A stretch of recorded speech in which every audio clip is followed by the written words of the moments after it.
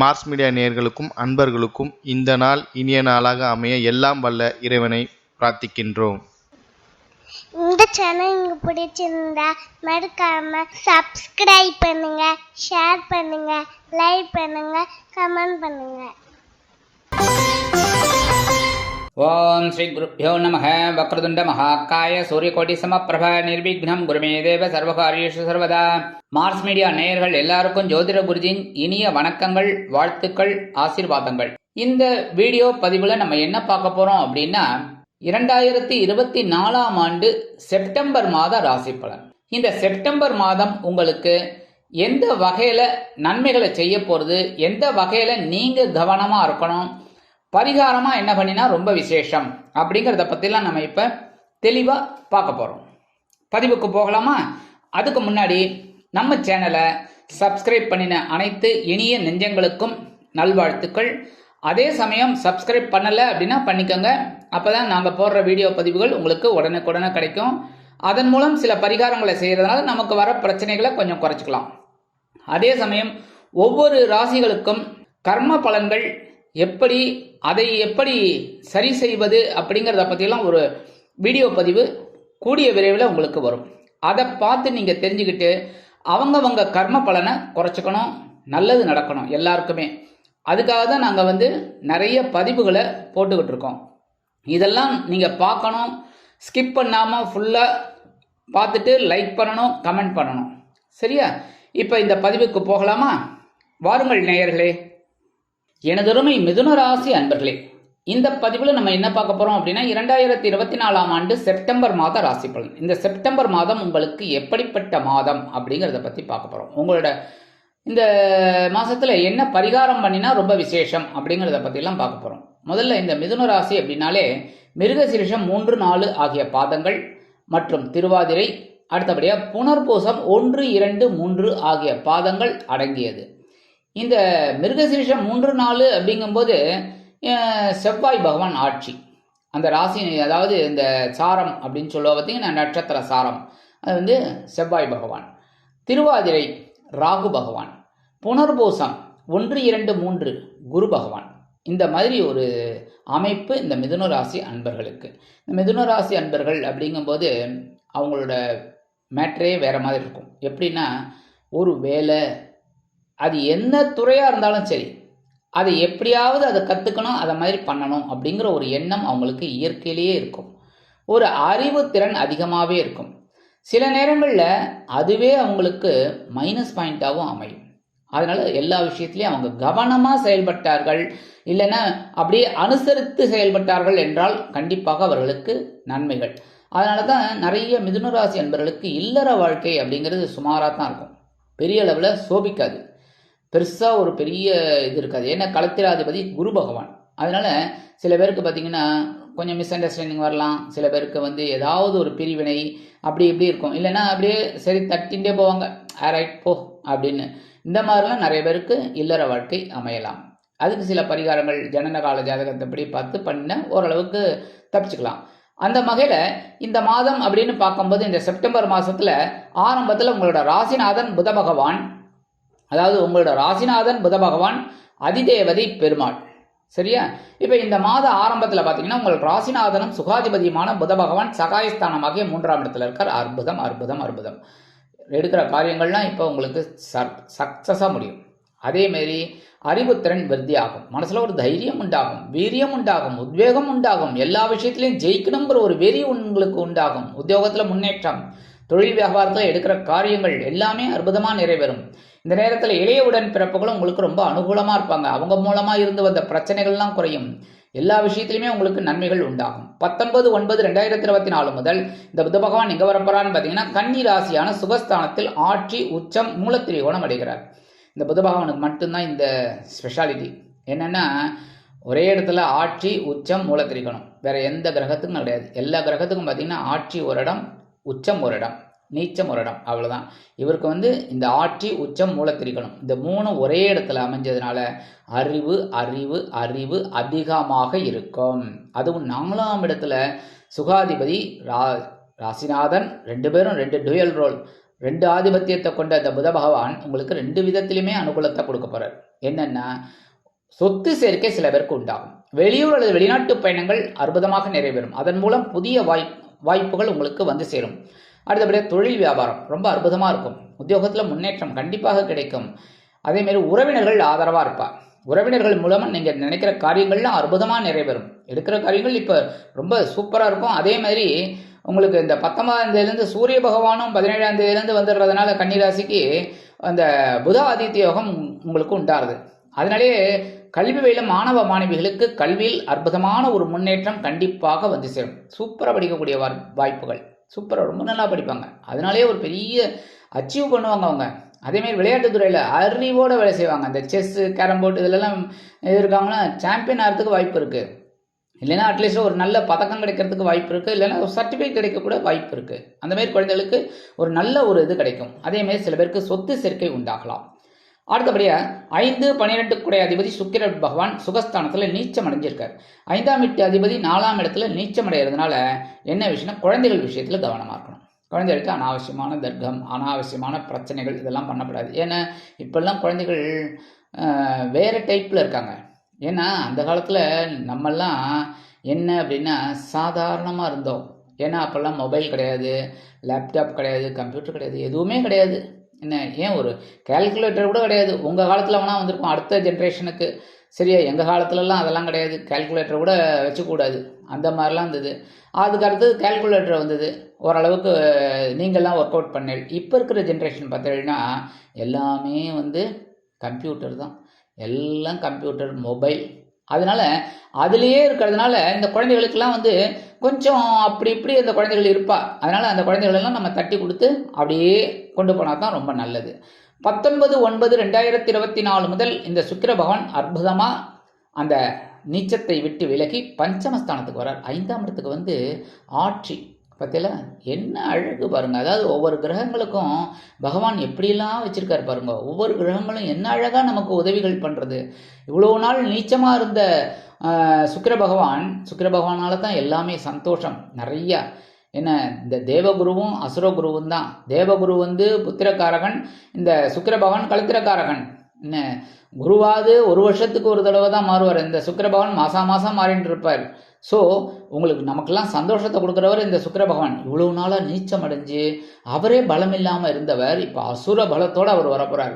அசுரகுரு அசுர பலத்தோட ஆட்சி அமைச்சு சஞ்சாரம் பண்ணுறதுனால இப்போ குழந்தைகள் உங்களுக்கு ரொம்ப அனுகூலமாக இருப்பார்.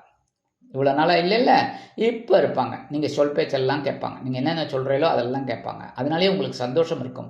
சில பேருக்கு ஆன்மீக பயணங்கள் அதிகமாக இருக்கும். சில விஷயங்கள்லாம் உங்களுக்கு ஆன்மீகத்திலே இருக்கணும்னு ஒரு தோணல் இருக்கும். ஏதாவது ஒன்று பண்ணலாமே, ஒரு கோவிலுக்கு ஏதாவது டொனேட் பண்ணலாமே அப்படிங்கிற மாதிரிலாம் ஒரு எண்ணம் உங்களுக்கு கண்டிப்பாக கிடைக்கும். அதே சமயம் இந்த சுக்கிர பகவானோட 7ஆம் பார்வை பார்த்திங்கன்னா எப்போவுமே ஒவ்வொரு கிரகத்துக்கும் 7ஆம் பார்வை மஸ்ட்டு என்ன கண்டிப்பாக உண்டு. அந்த வகையில் இந்த சுக்கிர பகவான் 7ஆம் பார்வை உங்கள் லாபஸ்தானத்தை பார்க்குறது ரொம்ப ரொம்ப விசேஷம். தொட்டதெல்லாம் பொன்னாகும். அடுத்தது உங்களுக்கு எல்லாமே சூப்பராக இருக்கும். அதனால உங்களுக்கு நன்மைகள் கண்டிப்பாக இருக்கும். உத்தியோகத்தில், தொழில் வியாபாரத்தில் எல்லாத்துலேயுமே சில பேருக்கு விலை உயர்ந்த பொருட்களை வாங்கி மகிழும் வாய்ப்புகளும் உண்டாகும். மனசில் பொழுதுபோக்கு அம்சங்களுக்கு இடம் கொடுப்பீர்கள். அதேமாரி ட்ராவல் பண்ணணும் அப்படிங்கிற ஒரு எண்ணமெல்லாம் உங்களுக்கு இருக்கும். எந்த விஷயமா, ஆன்மீக விஷயமா ட்ராவல் பண்ணணும், அந்த கோயிலுக்கு போகலாம், இந்த கோயிலுக்கு போகலாம் அப்படிங்கிற மாதிரிலாம் ஒரு எண்ணம் உங்களுக்கு கண்டிப்பாக கிடைக்கும். 6, 11 குடை அதிபதி செவ்வாய். இந்த செவ்வாய் பார்த்திங்கன்னா உங்களுக்கு லாபாதிபதி. என்ன, அதனாலே உங்களுக்கு சில பேருக்கு பிரச்சனைகள் இப்படி உள்டாவாக வரும். என்னென்னா பகைரோன ரோகாதிபதியும் இவர் தான். அதனாலே லாபம் குவிக்கணும் அப்படின்னு நினச்சிக்கிட்டு சில விஷயங்களில் அனாவசியமாக இன்வெஸ்ட்மெண்ட் பண்ணுறீங்க. அந்த இன்வெஸ்ட்மெண்ட் மைனஸ் ஆகி உங்களுக்கு பிரச்சனைகளை கொடுக்குது, கடன் சுமையை கொடுக்குறது. உங்களுக்கு ஆக்சுவலாக கடனே கிடையாது, கடனே உங்களுக்கு இருக்காது. ஆனால் நீங்களாக வாலண்டியராக எடுத்துக்கிறீங்க அந்த கடனை. அதனாலே உடல் ஆரோக்கியம் சில பேருக்கு போயிடுறது. சில பேருக்கு கடன் சுமை அதிகமாக இருக்கிறதுனால மனசில் ஒரு குழப்பம் இருக்குது. ஏன்னா இந்த மாதிரிலாம் ஒரு சிச்சுவேஷன். ஏன்னா 6, 11 கூட அதிபதி செவ்வாய் ஜென்மராசியில் இருக்கார். குழப்பங்கள் இருக்குது. ஆனால் அதாவது ஜென்மராசியில் இருக்கிறது ரொம்ப விசேஷம்தான், பரவாயில்லை. ஆனால் முன்கோபம் அதிகமாக இருக்கும், தைரியம் அதிகமாக வரும், ஒவ்வொரு விஷயத்துலையும் தெளிவாக செயல்படுவீங்க. இருந்தாலும் இந்த இடத்துல பார்த்தீங்கன்னா விவேகம் இல்லாத வேகம் செயல்படாது, அது வேஸ்ட்டு. அதே மாதிரி விவேகம் உள்ள வேகம் அற்புதமான ஒரு முன்னேற்றத்தை கொடுக்கும். அதனால நீங்கள் விவேகத்தோட வேலை செய்யுங்க. ஏன்னா உங்கள் ராசிநாதன் புதன், அதனால அதுக்கேற்ற மாதிரி நீங்கள் ஒர்க் அவுட் பண்ணுங்க. கண்டிப்பாக செவ்வாய் பகவான் உங்களுக்கு அனுகூலமாக இருப்பார். கடன் சுமை குறையும். அதேமாதிரி தொழில் வியாபாரம் உத்தியோகம் எல்லாமே நல்லபடியாக அமையும். இந்த சீருடை பணியாளர்களாகிய காவல், இராணுவம், தீயணைப்புத்துறை, மருத்துவத்துறையில் வேலை பார்க்கும் நண்பர்களுக்கு எதிர்பார்க்கும் இடமாற்றம், பதவி மாற்றம், பதவி உயர்வு, சம்பள உயர்வு ஓரளவிற்கு சிறிய அளவில் தடை தாமதத்திற்கு பிறகு நிறைவேறும். அடுத்தபடியாக சகாயாதிபதி சூரிய பகவான் 3ஆம் இடத்து அதிபதி 3ஆம் இடத்திலே இருக்கார். சகாயஸ்தானத்திலே ஆட்சி. ஆனால் என்ன ஒரே ஒரு இதுனாக்க சனி பகவானின் 7ஆம் பார்வை ஸ்ட்ரைட்டாக அங்கே விழுந்துட்டுருக்கு. பரவாயில்லை, இந்த நேரத்தில் நீங்கள் முயற்சிகளை மேற்கொள்ளுங்க, விடாதீங்க, கண்டிப்பாக சக்ஸஸ். கரெக்டாக பராசக்தி படத்தில் முதல் வசனமே அதான், சக்ஸஸ். சரியா, வெற்றி தான் உங்களுக்கு. எடுக்கிற காரியங்கள் அற்புதமாக நிறைவேறும். மனசில் ஒரு தைரியம் இருக்கும், உத்வேகம் இருக்கும், எல்லா விஷயத்திலையும் ஜெயிக்கணுங்கிற ஒரு வெறி உங்களுக்கு உண்டாகும். இளையவுடன் பிறப்புகள் அனுகூலமாக இருப்பார்கள். எடுக்கிற காரியங்கள் இப்போ அற்புதமாக சித்திக்கும்.